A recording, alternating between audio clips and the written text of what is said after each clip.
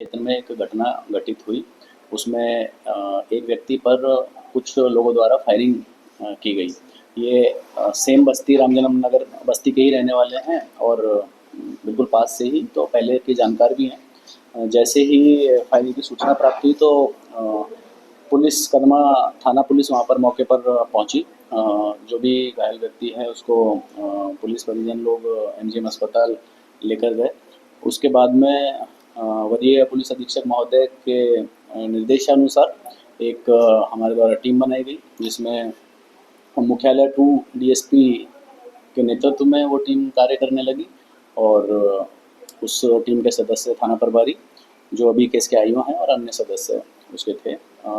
उसमें जब छापेमारी की गई, मौके से वो लोग दोनों लोग फरार हो गए थे। जब छापेमारी की गई, पता किया गया, पता उनका क्योंकि वो लोग उसको जानते थे तो उनको पता है। तो एक नेम्ड एफआईआर भी हुआ, छापेमारी की गई तो 2 लोगों का नाम उसमें निकल के सामने आया था और अगले ही दिन उन लोगों को गिरफ्तार भी कर लिया गया। 2 लोगों का नाम है कृष्णा सोना और अनिल सोना और जिस व्यक्ति पर इन्होंने हमला किया उसका नाम है संजय टांडी।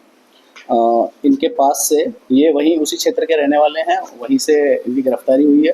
इनके पास से लोहे का देसी कट्टा एक जिंदा गोली, एक खोखा, 2 मोबाइल और यामाहा का R15 मोटरसाइकिल बरामद हुई है। तो इसमें त्वरित कार्रवाई की गई, दोनों चीज़ें बरामद की गई तो ये अच्छा कार्य हुआ है। लेकिन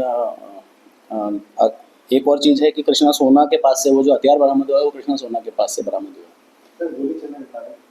गोली चलने का कारण उस समय ये जब जगह पर थे तो इनका एक तो शराब नशे में थे ये लोग और आपसी छोटा मोटा कुछ विवाद, क्योंकि ऐसा कोई बहुत बड़ा मेजर रीज़न नहीं है, लेकिन आपसी छोटा मोटा विवाद कहा सुनी इस टाइप का।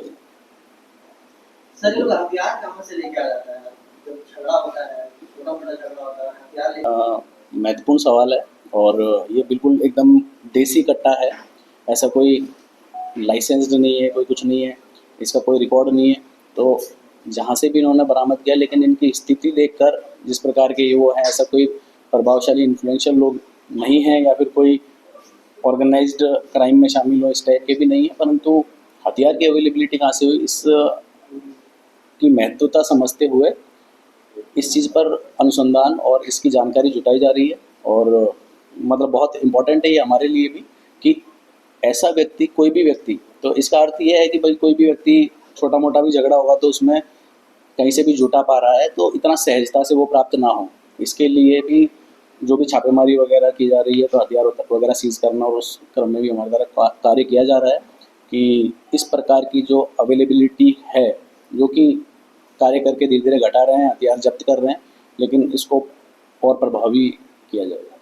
सर इन दोनों पर एक 2024 में कदमा थाना में ही एक आर्म्स एक्ट का केस दर्ज है, लड़ाई झगड़ा वगैरह।